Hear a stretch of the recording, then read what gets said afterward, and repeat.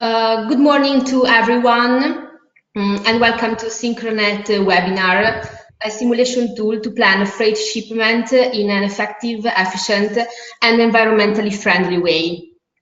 I'm Valeria Burlando from Circle, and I'm in charge of the dissemination activities for Synchro-Net project. Today, our speakers are Javier Rivas, Synchro-Net coordinator from DHL Spain, and he will give us an overview of the project, and Daniele Manerba, assistant professor at Politecnico di Torino, who will present Synchro-Net simulator.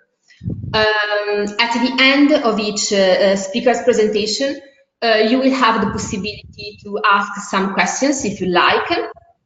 The webinar will be recorded and you'll find the registration on Synchro-Net website. If you want to ask a question, you can do it by voice, clicking on Raise the Hand button. You have to wait for a while for changing of the color of your microphone from red to green, and then you can start to speak. Instead, if you prefer to write your question, please, you can find the question section, you can expand it, and you can write down your question. I will read it for the speaker in order to answer to it. Thank you for your attention for this short presentation of the webinar, and I think that we can start. I give the floor to Javier Rivas for the presentation of Synchro-Net project.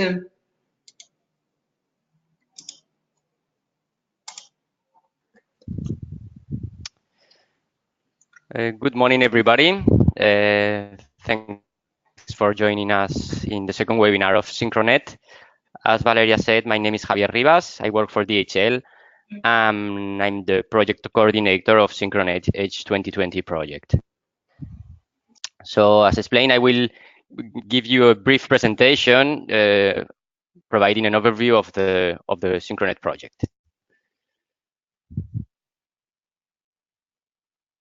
So this project will demonstrate how a powerful and innovative synchro-modal supply chain EcoNet can identify and maximize the opportunities for smart steaming and synchro-modal logistics by reducing cost, risk, CO2, while ensuring service level and economic factors are not compromised. This is the main objective of a Synchro-Net project. Excuse me, that presentation is not working. No, sorry. The duration of this project is 42 months. It has started in May 2015 and it will finish next month. We are in the last month activities of the project. So main objectives of Synchro-Net: increase reliability and service levels for logistic users, guarantee cost-effective robust solutions, and reduce emissions and cost of logistic operation. So we will reduce 5 to 10% of inventory levels in finished goods, 12 to 20 reduction of transport cost, and 25 to 30 increase modal shift to rail. These are the three main objectives of Synchro-Net. This project will assess a specific supply chain add value and impact due to two main pillars. This is the smart slow steaming, development of synchro-modal supply chain optimizing modules to support the smart steaming strategies, and synchro-modal optimization, technology, infrastructures, smart coordination, different transport modes working together in synchronized real time. As illustrated in the picture, Synchro-Net will provide a cloud-based EcoNet of advanced optimization, simulation, and decision supports modules. So, as you can see in the picture, we have different modules. So we have synchro-modal logistic optimization. It's a suite of modules responsible for end-to-end planning and optimization of the multimodal supply chain. We have the slow steaming simulation and control. The objective of this module is to assess the cost and the environmental impact of the shipment shipping transportation depending on the operation conditions, including smart steaming and weather condition, to interact fully with the other components in order to offer synchromodality functions and to optimize transportation depending on all of these parameters. Next module is synchromodal supply chain risk analysis. It will be used, this module will use a simulation-based approach to evaluate different key risk indicators for a specific route. And then the dynamic stakeholder impact assessment. The aim of this module is to carry on through a questionnaire and analysis of the stakeholders' needs in order to define different objectives, such cost, time, risk, and they will be analyzed. Then in the middle, we have the synchro-operability, communication, and governance architecture. The self-governance of the platform captures by specific resources accessible to parties which are modular, compositional, and include the specification of the regulation and constraints to be obeyed. Then the external systems connected to the modules, filling the modules with external data. So what's the key innovation of this eco platform is that it will model all modes at detail level, real-time reoptimization of large, complex multimodal logistic operation in seconds, and balance optimization of logistic cost and service between risk and reliability and environment and congestion, all together to have win-win situations. We will demonstrate these platforms through 3 demonstrators. We have selected 3 different demonstrators. The first one is the East-West trade lane demonstrator that involves long-haul shipments from Far East to Spain and the other way around from Spain to Far East. It also involves inland movements by rail and truck to position the goods at their final destination in import cases, or at the port of departure from Spain in export cases.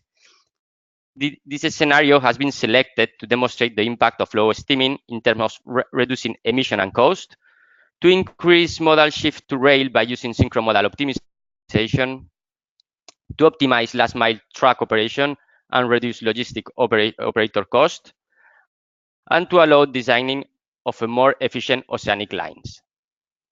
The second is the regional demonstrator. It's focused on regional issues of the Irish supply chain that, due to Ireland's geographical position and maritime transport services, is facing delays and stress in the supply chain, with a direct cumulative effect on time and cost of importing and exporting organization, therefore on the Irish economy. So in this case, this scenario has been selected to provide a tool to calculate and compare the emission consequences of shipping a particular cargo unit via a particular route at a particular time using particular modes. So to identify specific trade lanes to and from Ireland that allows switching from road-based freight to shipping and rail, and to boost modal shift from rural land bridge to Lolo direct to from mainland Europe. And the last demonstrator is the pan-European demonstrator. This demonstrator shows how Synchro-Net can be applied in a pan-European context to optimize freight flows through the Piraeus hub, taking full advantage of short sea shipping and synchromodality. In this case, this scenario has been selected to provide a tool to calculate and compare the emission consequences of shipping particular cargo, to improve the movement of the cargo within the European and nearby countries, to increase short sea routes between corresponding ports to test the potential of the slow steaming, to enhance rail network and increase capacity, and to increase intelligent use of track flexibility, moving the emphasis to last mile and away from long haul. So in order to make more to have a better understanding of the tool, I will explain quickly a use case where we will go phase by phase in all the process. So let's take the example of a major shipping line that is planning its own deep sea services plus interland connection between China and Central Europe, analyzing a slow, smart steaming option that offers the best solution for this customer. So in the first phase, we have the strategic planning phase that will determine the client's preferences and the service that the shipping line would offer.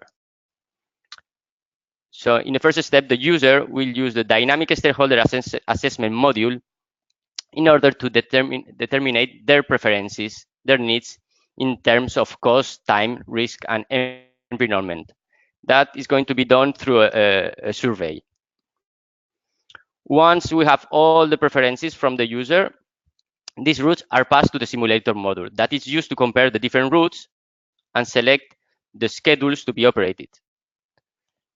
This simulator module that Daniele will explain later is supported by the maritime module that it will take in consideration weather and sea conditions, and the risk analysis module that based on historical risk profiles, key risk indicators, are calculated for each alternative route with the risk analysis module. That's provide additional information for decision makers.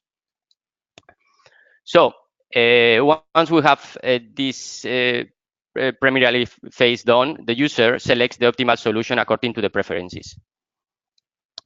And then the strategic phase is finished. We go to the operational planning phase. It's when we go to operate in the real order.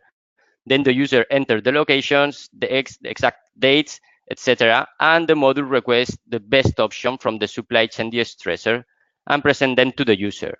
So for example, in this case, we have choose the ship, feeder, and track.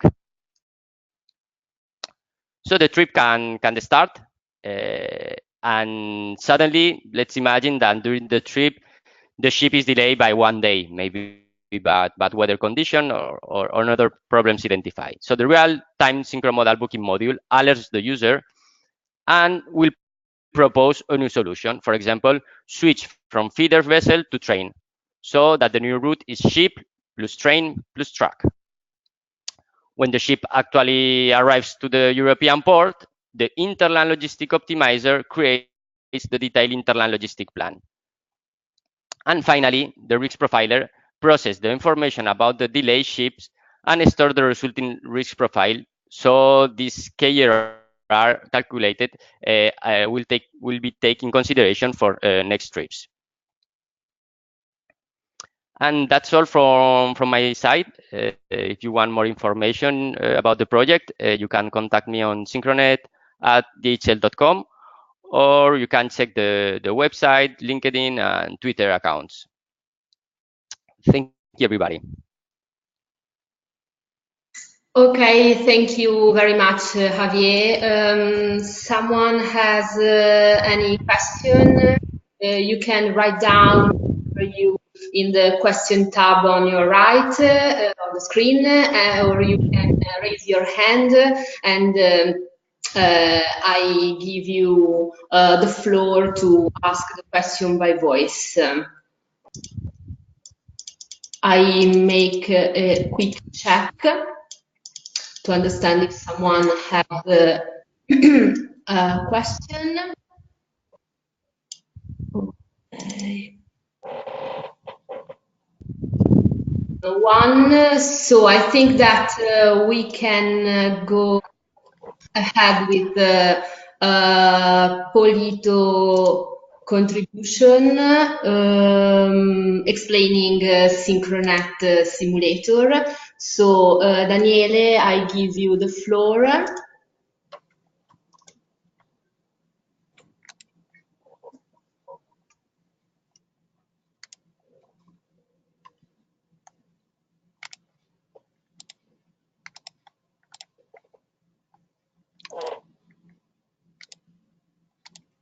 Okay, welcome everybody. I'm Daniele Manerva, assistant professor at Politecnico of Torino, and we are in charge of explaining today the optimization and simulation toolset of the Synchro-Net project that have been developed by our staff. Before a quick tour into the software, I would like first to how to say, explain and recall how the functional modules, software modules, have been intended and developed in the Synchro-Net framework, in the Synchro-Net EcoNet. So you can see here in this slide that in the all the functional modules can be divided in 4 main groups. You can see the 4 different colors. The first group is about, let's say, a configuration possibilities of the system that is done by the stakeholder assessment, as explained before by Javier. And of course, a software that is able to translate the configuration output that are in some sense qualitative to some quantitative inputs for the simulator. The simulator is what we are going to see in the next webinar. And the simulator is, of course, able to optimize and simulate over several, let's say, corridors and possibilities of routes and schedules for synchromodal transportation.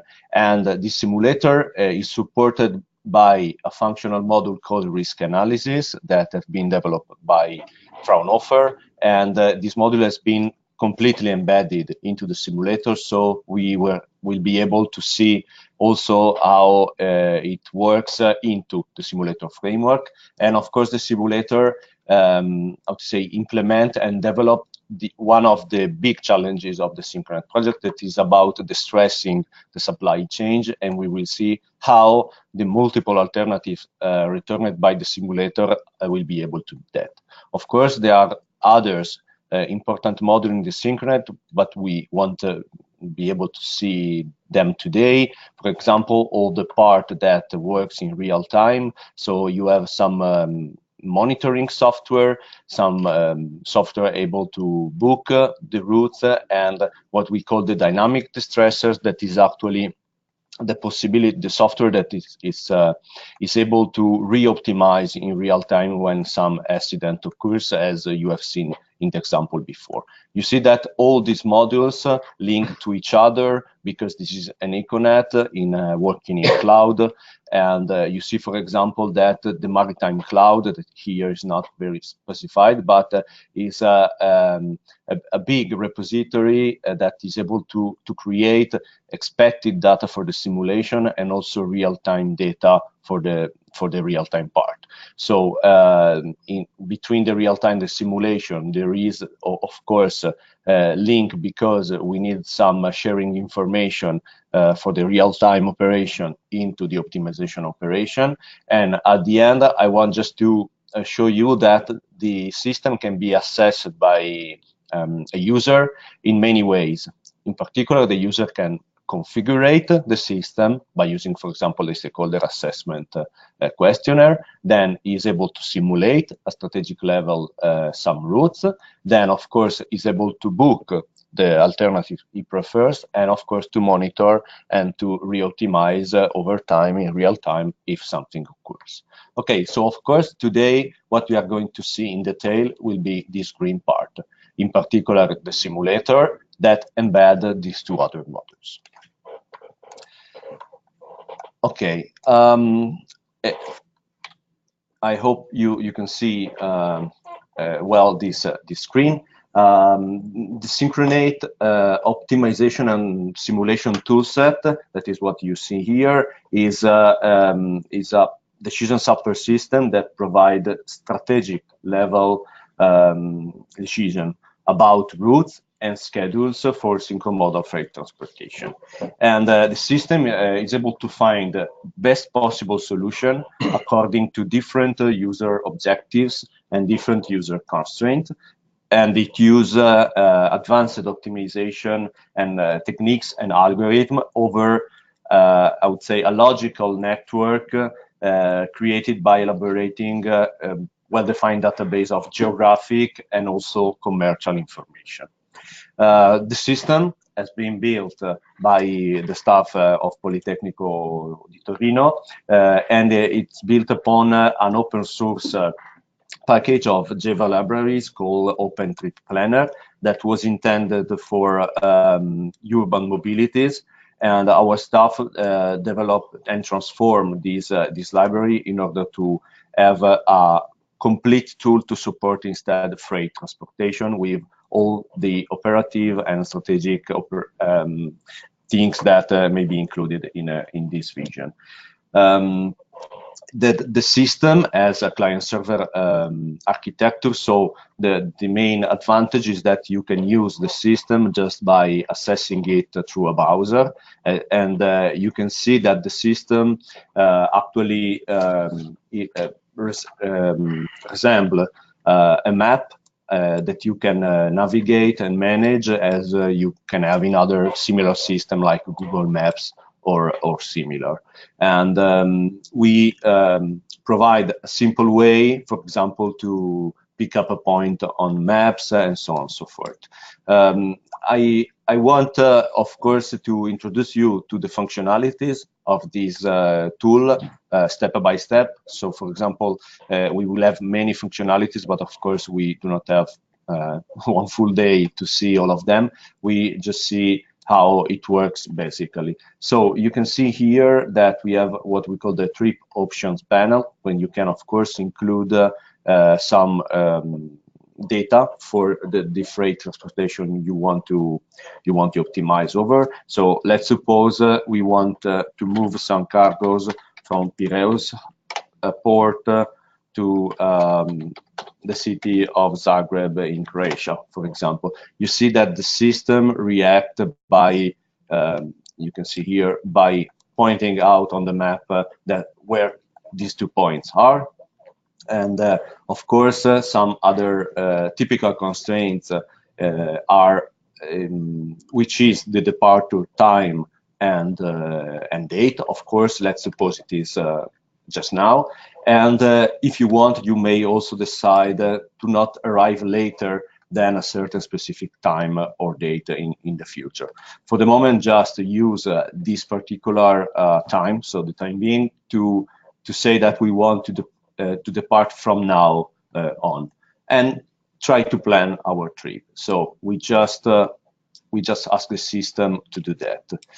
So you can see here that the system eventually replied with a set of 10 possible alternatives. I can show you that these alternatives correspond on the map on different also graphical visualization of the path to go from Piraeus to Zagreb. And of course, the idea here is to provide first summary panel of all the options in order to be able to compare them against different KPIs, and also to sort them against all the possible KPIs. The KPIs are, of course, the 3 main KPIs that Javier already explained. So in particular, Synchro-Net is interested in optimizing over the duration, so the elapsed time, the emission, and the length of the trip. But of course, we can be interested in many other KPIs. So here, for example, we reported the total cost of the transportation, the number of stops that we need to do in this particular alternative. And also here we have some specification about how the total time is divided in the actual travel time, the operational time at the ports, for example, or intermodal ports for boarding and alighting, and also how much we need to wait somewhere, for example, in some port, or maybe also at the beginning or at the end of our trip. You can see that for each one of the alternatives, we have also a sort of overall quality measure that some sense mix by a certain weight all the other KPIs. So for example, the system return these alternatives by sorting by using these overall qualities, and you can see that the first alternatives for the system up to these let's say default weightings, the first alternative is green because it's the best one, let's say, with respect to all the KPIs. But of course, one can, I don't know, sort in another way and select the alternatives that he prefers. Here, instead of let's say summary panel, we have the details about each one of the routes. So let's suppose, for example, that we want to see how a route can be done operationally. So, for example, we can open it up and we can see first graphically that there are different colors for the different modalities of transportation. So, for example, we have green to indicate that this is a leg done by a truck. We have yellow to indicate that this is done by a train. And also we can have some blue lines indicating that these are legs done by a ship. In this case, for example, we have a truck, then a stop, then we move to a train, then we have another stop, and then we move to a truck. For each one of the leg, of course, we have many other details. So you can, for example, see all the details about the first truck leg. In this case, you see all the how to say specification of all the KPIs just for that particular leg. What is the boarding time, which is the alighting time, and so on and so forth. So you have all the possible details, and of course at the end a sort of summary just for that particular route. So this panel, of course, comprehend all the possible detail you may want to know about the freight, how to say, the routing and the scheduling of the operation of a freight transportation. What I want to point out that this optimization, so the fact that the system return very many alternatives is what we call and what we intend as distressing, because optimizing over different KPIs do not give the user just, let's say, the best possible alternatives with respect to just one KPIs. Let's suppose it is the total travel time or the time, but in this case, it simultaneously optimize over all the KPIs and return different alternatives that somehow, how to say, make a trade-off among all the KPIs, giving the user the possibility to select also something that is not the best for just one KPIs, but maybe something that is more a trade-off in order to distress some ports, some corridors, and so on and so forth. Of course, this is a simulator tool, so the idea is to provide a way to the user to simulate as much scenarios as possible, and to have the system reply with as many alternatives as possible. So the idea here is that the way all the configuration of the algorithm and all the coefficient about the cost, the consumption, the times, the cost per times, the capacity of the vehicles can be configured by the user. So you can see here that all these very particular details of the system can be configured and also saved as a configuration for a particular scenario for a particular user. This, of course, means that if a user has a particular cost per CO2, can change it, and the algorithm will, of course, rely on this configuration. But more important is this triangle you can see here at the bottom.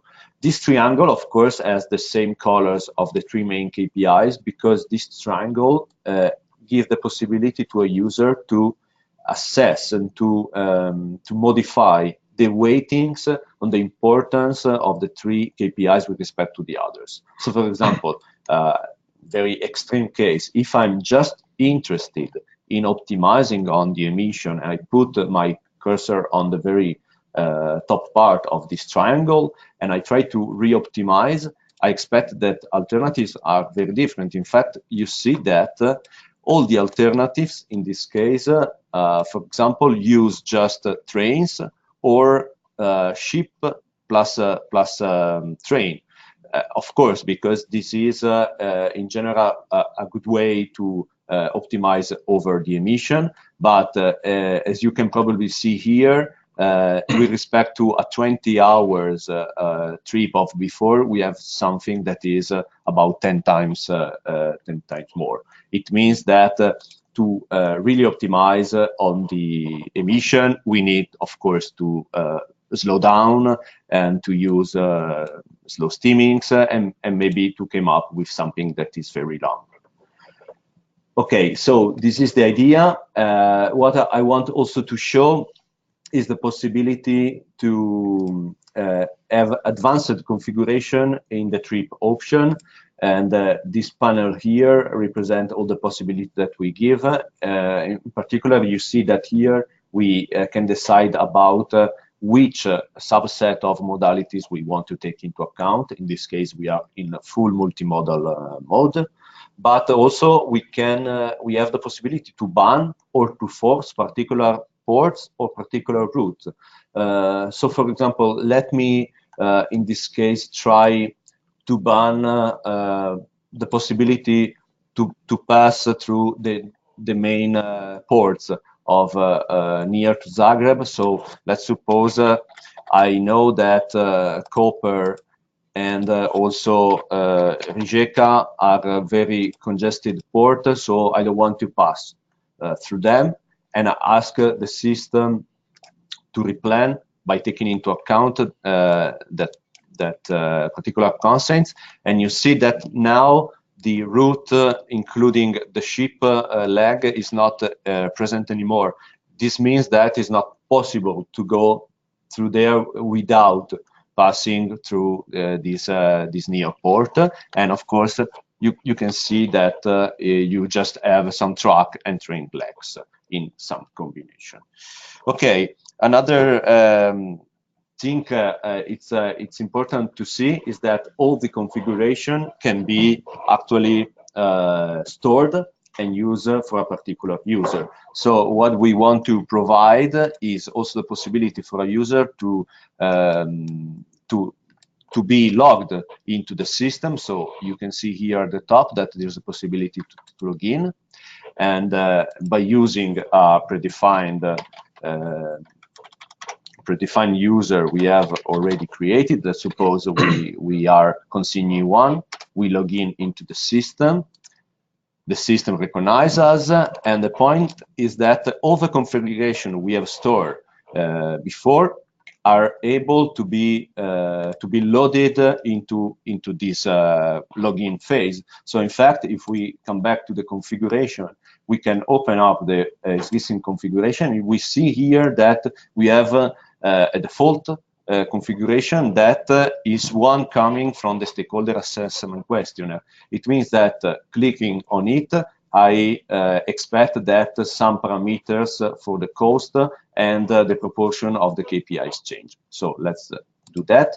And in fact, you can see that the cost have changed and the proportion is now set as this user has done through the stakeholder assessment. So for example, this user is more interested in reducing the travel time and the emission more or less at the same percentage, and is not interested very much in reducing the duration in terms of kilometers.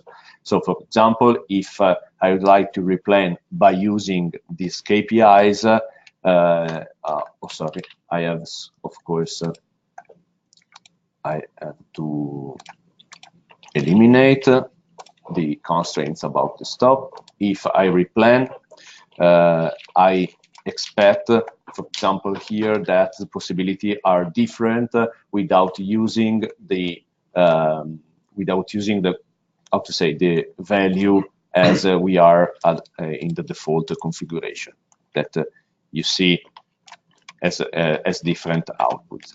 What I want to show you now is the possibility to simulate a movement not only to one destination but to many destinations. So let's suppose again to start from the port of Piraeus and want to move something to Zagreb, so a certain number of containers, and some number of containers to Budapest, for example. you see that actually the system is able to recognize and to help you in entering the origin and the destination point when you are typing in a sort of auto-filling fashion. If you don't know exactly the name of your point, you can of course pick up the point on a map, and the system will take the, let's say, point of interest that is the closest to the point you pick up on the map. Okay, given another destination for the system, you see that here appears, if we want, a new constraint about the time that the container should be there, but let's suppose we are okay with this time, and we try to replan our trip. Now, the system replied with, again, a series of alternatives, but you see that now these alternatives are, in some sense, not anymore a single path, a single itinerary, but are more a sort of trees. So you can see here in the map that we have some split in some point where the cargo at some point go to Zagreb and some cargo go to Budapest. If we want, in the advanced option, we can also define the number of containers that go in the two destinations. It's interesting here to see how the simulator consolidate the cargo for the main or for a big part of the route in order to save in terms of course, time, in terms of emission, because let's say all the containers should go to here, and then just here they split up to go to the final destination. Okay, this is actually what we call the multi-destination mode. That is an advanced mode, of course, that can be combined to the multi-container mode that is about the specification on the container. You may understand that when you specify a certain number of containers, the optimization is much more difficult, because the optimization may take into account also the fact that some vehicles has particular capacities. So, for example, this is very important when you want to assess the number of trucks you need to move a certain number of containers, because in general trucks can load just one, at most two containers. So if you want a route, if you want to move a lot of containers, let's suppose 200, you are probably not seeing very many truck legs, just because this means that for the same leg you need to book 200 trucks or something like that. So of course this is probably something that you want to do by a train or by a ship. The last thing I want to show you about the online using of this system is the same optimization as before, but this time by including a strategic assessment of the risk of the various alternatives. So if I enable this risk and I, let's say, ask again for a certain weighting of 4 main KRIs that I'm going to explain now, the system will respond accordingly. In particular, here we have 4 main KRIs that are the time, the cost reliability, the safety, and the flexibility. In particular, safety is, of course, how an alternative is robust with respect to some possible damage or some possible accident.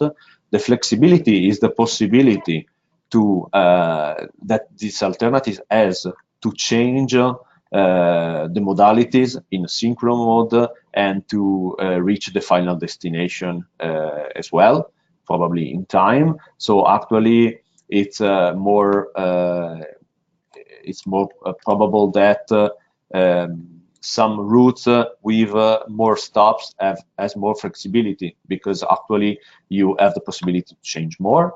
And here we have the time and the cost reliability. That means how much I'm going to pay in terms of monetary cost and transportation cost, and in transportation times when something occurs and I want to re-optimize.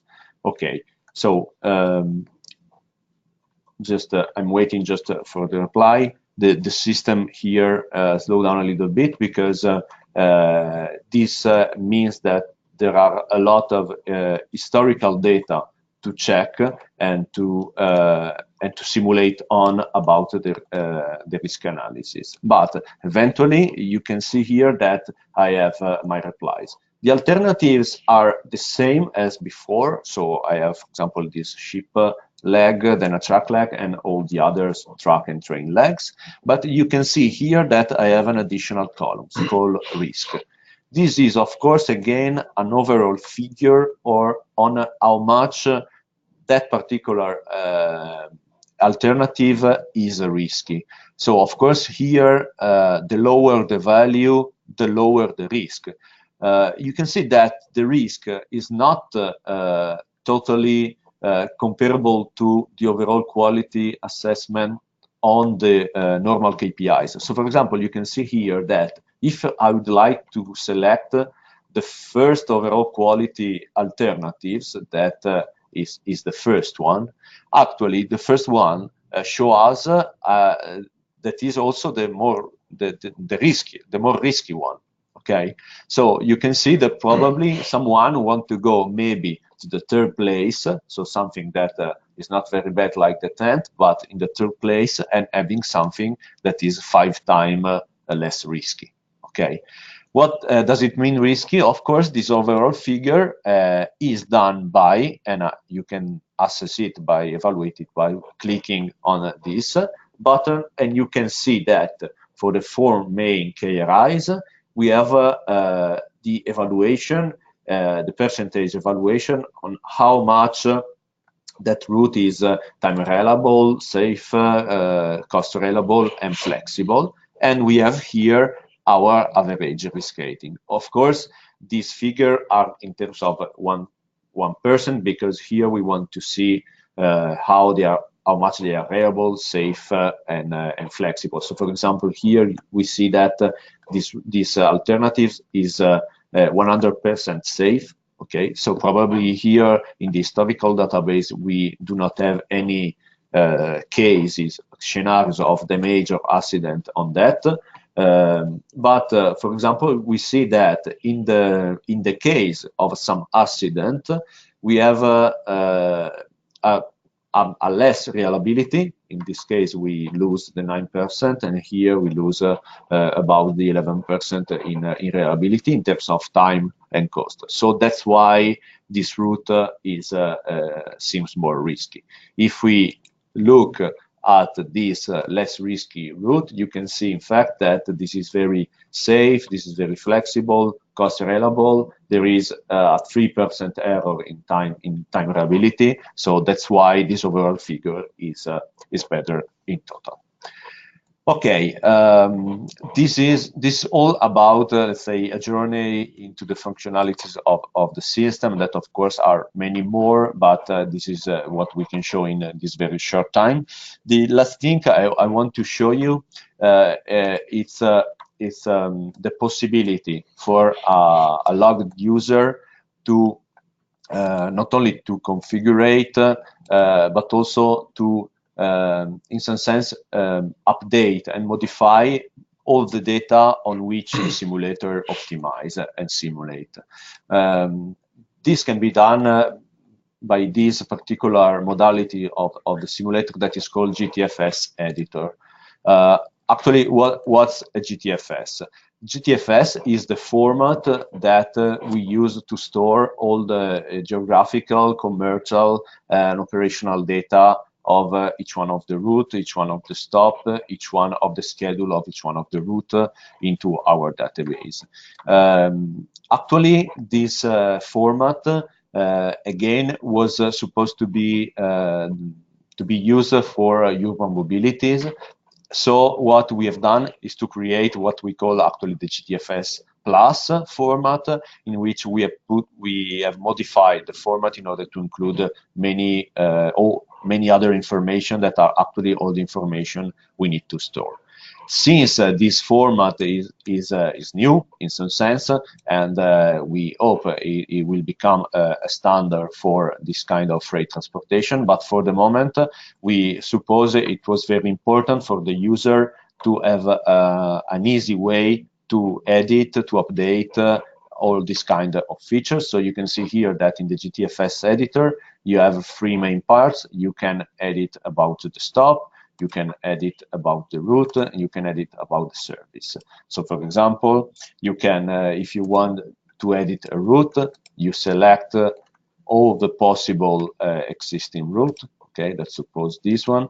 You can see that the system gives to you all the details that you can change in the details, but also, maybe more important, it gives you a way to change the shape point that compose that particular route in a very little detail. So, for example, if you think that this route does not pass from here but pass from here, you just move your passing point, and the route will be changed accordingly. Okay, so of course this is a very say intuitive and user-friendly way to assess and to, of course, to introduce more data, because of course you can also not only modify but to also to add new stop, new routes, and new services for each one of the routes. Services, what are? Of course, they are the schedules that each one of the routes may have. So, for example, the starting time or the frequency in which that particular route is present or is not present. You can see here you have many details. You can put a starting date and an end date, so you can define particular periods where in which that schedule is able to be done or not. So there is a very precise relation between this interface and the format itself, in order to give to the user the total usability and the updatability of the system. So this is done. I think I conclude my presentation. I leave the floor to the organizer for possible question. Okay, thank you so much, Daniele. We have one question. I have sent you it by chat also, and I'm going to read it for all the audience. Is the choice of mode train based on infrastructure, a track, or really based on scheduled services by operators? Same question applies for short C. Just the possibility to use a link between ports or an actual service operated, because that makes a huge difference in terms of waiting times, waiting for service. Yes, thank you for the question. Of course, the system is intended to be a collection of real routes, real corridor, and real schedules operated by some operator. So, for example, in the example you have seen today, that you have seen are mainly focused on the port of Piraeus going to, for example, the Balkans.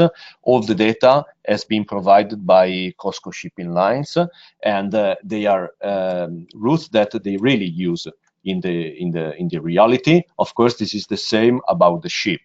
Of course, the simulator is also able to include, let's say, non-real operated routes and schedule by using, for example, as you say, a railway connection or port connection, and this maybe is a way to have some evaluation of the possible expansion of the businesses of the freight forwarders. But in general, the idea is to collect from the user or from the carriers or from the freight forwarders their own let's say data on which to optimize. I would like to say that a very important part concerning this thing is about the privacy and the sharing of this data. Of course, the system by through the login give you the possibility to create your own set of data that is not shared with the other user unless you want. This is very important because actually it means that each user or each set of user collaborating may operate on the same set of data, and they have the complete management, the complete control of this data.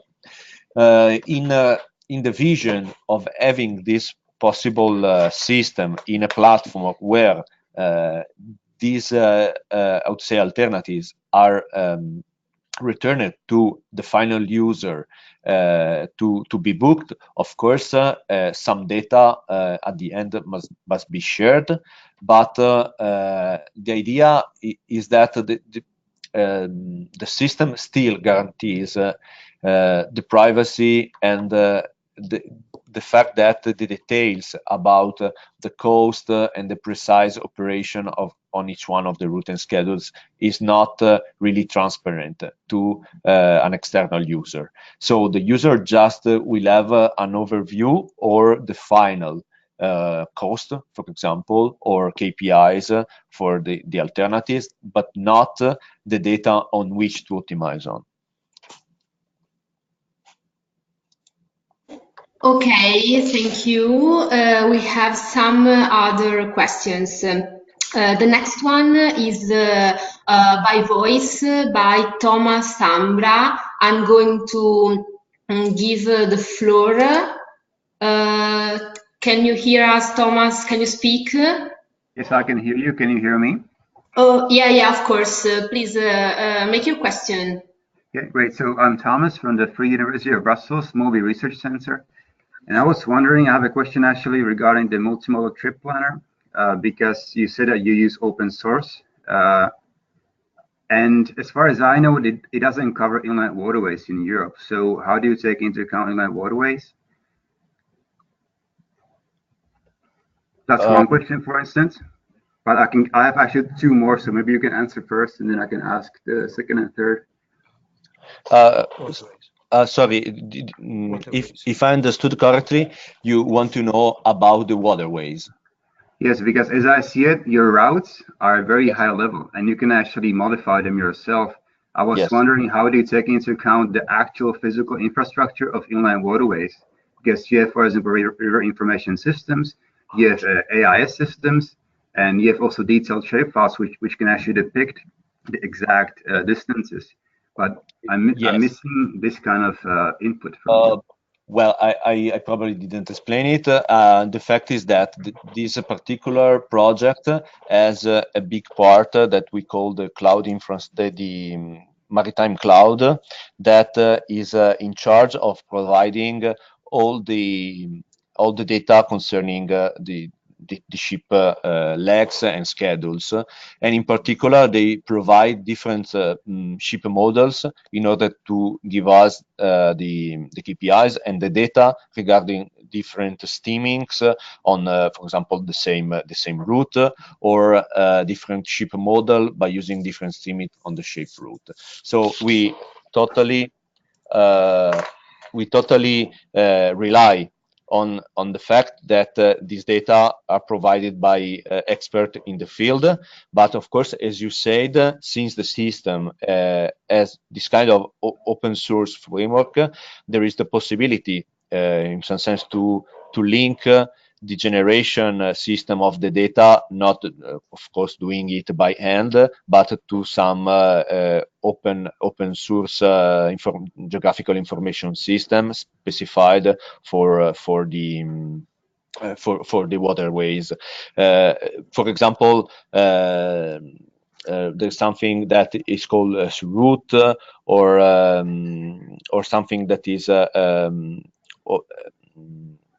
I would say OpenSeaMap, I think, that make the verse to OpenStreetMap, and these databases are very helpful to recreate the geographical details of a ship. But it's important that these details come through the cloud, the maritime cloud, before coming to the simulator as data on which optimize on, because the maritime cloud is able to take this data as input and to provide to us possible aggregated KPI on which we can optimize with the security that they have been calculating on real ship models and with real models of steamings. Okay, because I was a little bit confused because for me, simulation is a computational model, but what you do, you actually optimize schedules all the time. So I'm just wondering, like, if there's a breakdown, let's say the lock breaks down and the barge cannot traverse the path, or if you have lower water levels, I think this real-time information is not really fed, as I understand it correctly. Yes. But maybe there is I'd see, at least in this process, two levels of simulation, as you said. Actually, our simulation is about the route and the schedules in the synchro model network. Of course, we need to rely on some data that comes from other simulation that is not included in our presentation, and comes from other software modules that are the violet modules I presented at the beginning, where all the maritime partners of the Synchro-Net provide some ways, for example, to interact to real simulation models of a ship or possible new ship or particular steamings of that ship. Okay, I have still one more question, if I may. You indicated you can actually query the geolocations such as Budapest or Zagreb. So yes. Does the system recognize the city center or the specific terminal that we want to actually focus on? And also, how did you determine the handling cost of the terminal? Because different sizes can affect the cost as well. And also the utilization degree also determines a different cost per handling. Yes, the system is sufficiently enough flexible to introduce this kind of data and possibly precise new location. In the example I've shown you, we have of course some point of interest that we have created by the support of our industrial partners. So, for example, all the main ports in the Mediterranean Sea, all the main intermodal ports, or all the city centers are present here.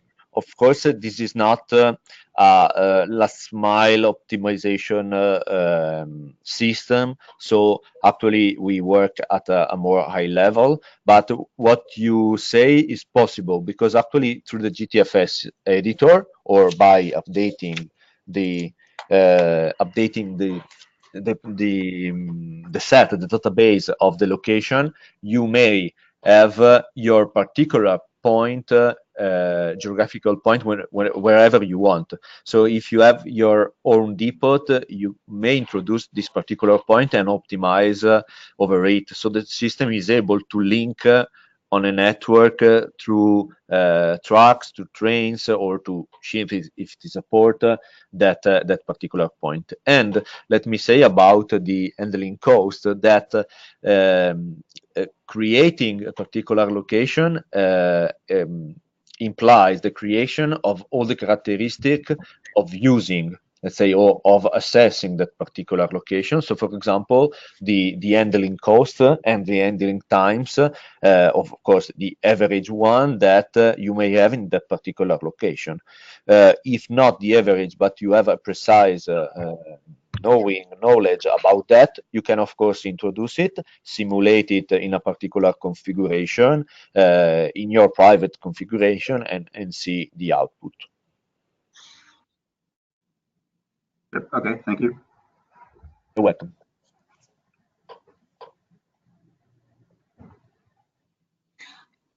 Okay, we have several other questions right down. So the next one, Polito, you have it also in the chat, is how will Synchro-Net be made available to all actors along the supply chain who need to know about the prime route and the changes along the voyage, upon which they need to take action within their planning and provide feedback of confirmation or, for example, not able to confirm and alternative suggestions? Okay, thank you for the question.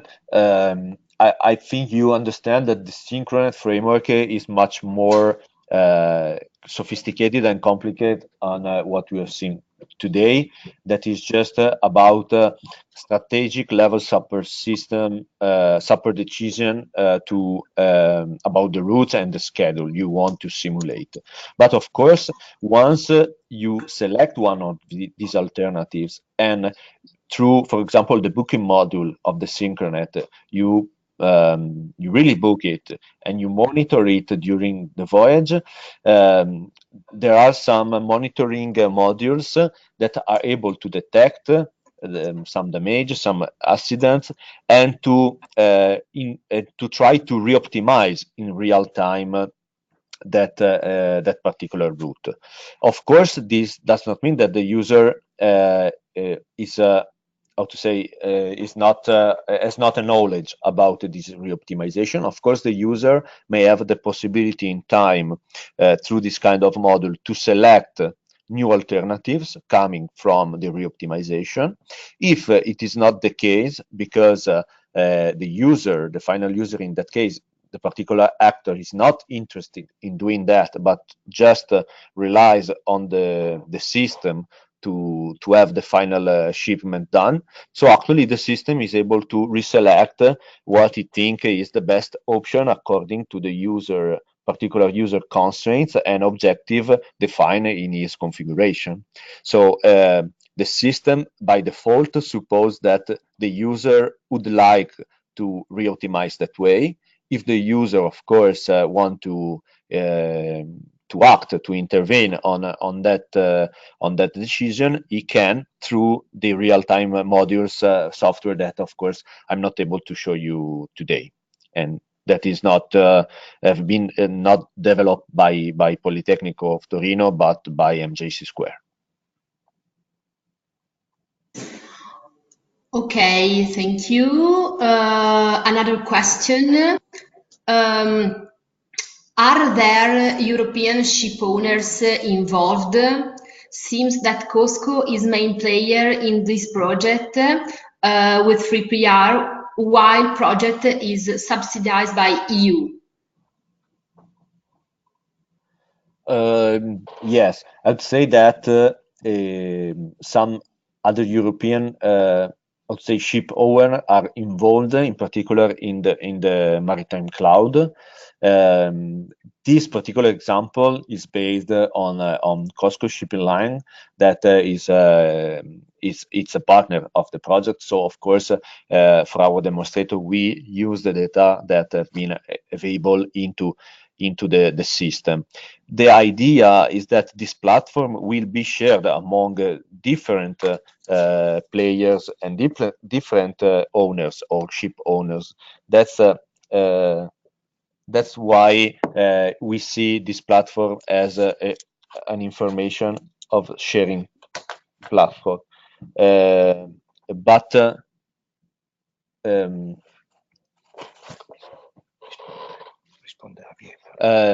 Yes, and maybe what I can ask is to give Javier the floor, maybe to have an idea on how we involved some partners that are ship owner is the project. Javier, do you have a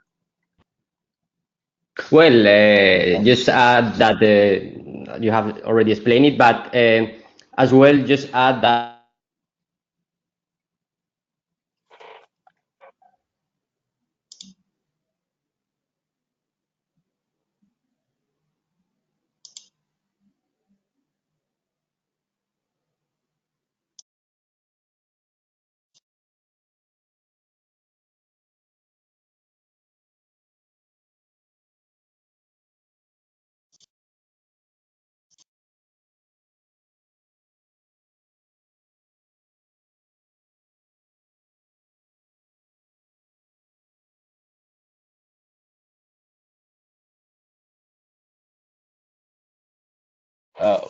Okay, maybe Valeria, can we go on with other questions?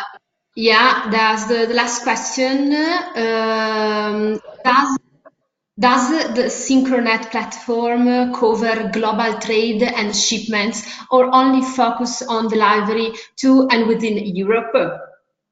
Okay, thank you for the question. Again, as I already explained, I think you have seen how this software, this platform is really flexible and modular. The idea is to provide the most possible comprehensive optimization and simulation tool all over the world, all over all the possible routes and schedule.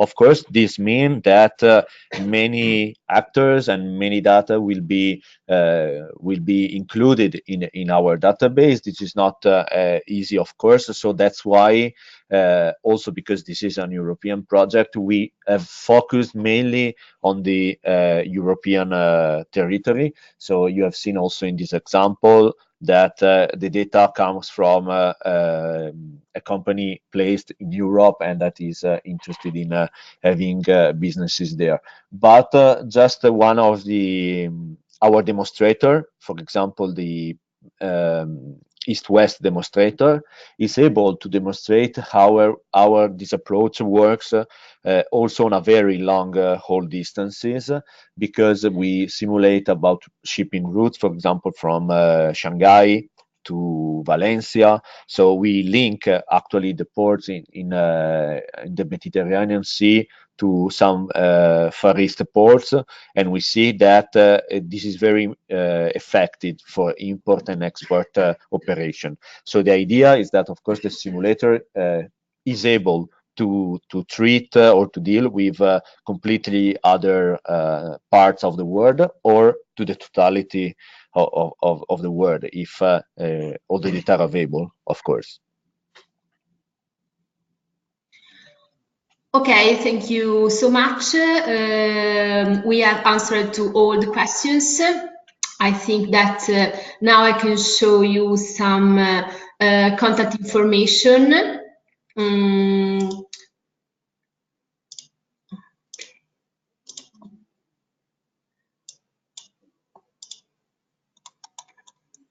Okay, so if you want to find more information about the project, you can surf our website www.synchronet.eu. You can find us on Facebook, Twitter, and LinkedIn. You will find very soon the recordings of the webinar available on Synchro-Net website, and we are going to send you an email to inform you about the recordings and give you some email contacts of the people that delivered today the webinar, in order to make them further question if you are interested in. Thank you so much to all the attendees, to the speakers, and we hope that this webinar was really interesting and useful for you. Thank you so much again.